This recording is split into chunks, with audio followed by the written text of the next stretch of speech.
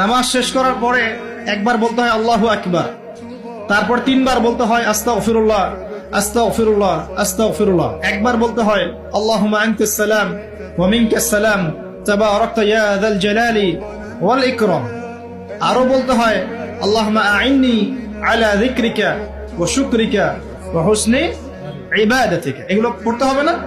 গুরুত্বপূর্ণ সুন্নত। যখন সুন্নতের উপর আমল না করব তখন তো সারা জীবনের সুন্নত প্রতিষ্ঠা হবে না। তারপরে একবার আয়াতুল কুরসি পড়তে হয়। নবীজি বলেছেন সাল্লাল্লাহু আলাইহি ওয়াসাল্লাম, যে ব্যক্তি প্রত্যেক ফরজ নামাজের পর আয়াতুল কুরসি তেলাওয়াত করে মৃত্যু ছাড়া জান্নাতে যাওয়ার জন্য কোনো বাধা নাই তার। আলহামদুলিল্লাহ, মরে গেলে জান্নাতে চলে যাবে ইনশাআল্লাহ। এরপরে আরো আছে আল্লাহুম্মা লা মানি লিমা আ'তাইত ওয়া লা মু'তি লিমা মানা'ত ওয়া লা ইয়ানফা'ু যাল জাদ্দি মিনকাল জাদ। আরো অনেক দোয়া কালাম আছে।